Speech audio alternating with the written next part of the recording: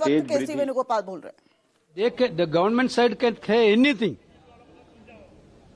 With the derogative remarks, they can attack anybody, those who are not alive also. And the Honorable Speaker himself is making allegation against the Congresswomen MPs.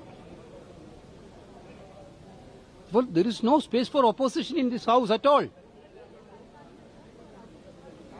Whether it is leader of opposition or any other opposition leader, party leader, they are not getting any chance to speak. They are not even allowed. This is in the, you can verify, you can check the records of this parliament, this House. This type of attitude towards the opposition is not happened any time.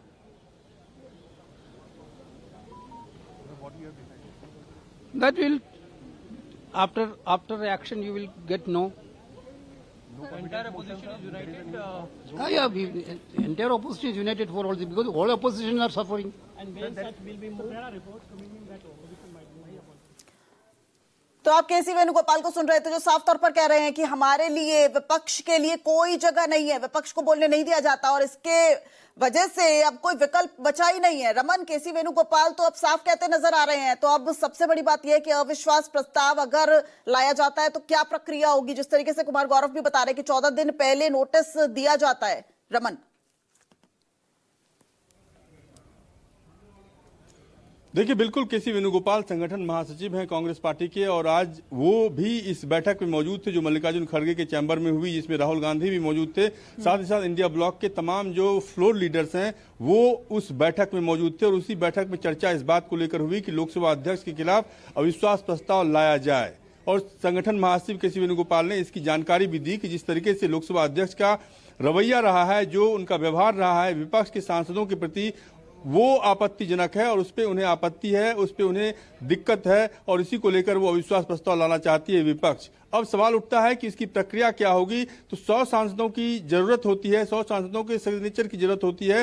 100 सांसद India block के पास हैं already. 14 दिनों पहले notice देना पड़ता है। 14 दिन पहले नोटिस देने के बाद जो है इस प्रस्ताव को मंजूरी मिलने के बाद इस पर चर्चा शुरू होती है। हालांकि इसका हश्र क्या होगा वो कुमार गौरव ने आपको बताया कि इसमें चूंकि सत्ता पक्ष के पास बहुमत है तो ये विधेयक, ये जो अविश्वास प्रस्ताव है ये तो गिरना तय है, लेकिन एक परसेप्शन डेवलप करता है लोकसभा अध्यक्ष के प्रति। जो विपक्ष के सांसदों के बारे में नाराजगी है, विपक्षी सांसदों के प्रति जो गुस्सा है, वो एक परसेप्शन डेवलप होता है कि अच्छा रमन, अभी जब केसी वेणुगोपाल बोल रहे थे संसद के भीतर तो अंत में उन्होंने बोला है कि जब वो एक्शन लेंगे, विपक्ष एक्शन लेगा तो आपको पता चल जाएगा।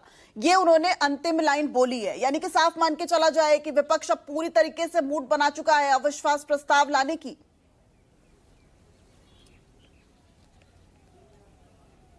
बिल्कुल, विपक्ष के सांसद पूरी तरीके से एकजुट हैं, इंडिया ब्लॉक के सांसद एकजुट हैं और ये प्रस्ताव जो है, इस प्रस्ताव को लाए जाने पे जो चर्चा हुई, इस चर्चा के बाद जो है केसी वेणुगोपाल का बयान सामने आना, ये अपने आप में बताता है कि विपक्ष जो है लोकसभा अध्यक्ष के खिलाफ अविश्वास प्रस्ताव लाने की तैयारी कर चुका है और तैयारी करने के लिए वो पूरी तरीके से रणनीति बना चुका है और इसको अंजाम देने के समय का इंतजार किया जा रहा है। ठीक है।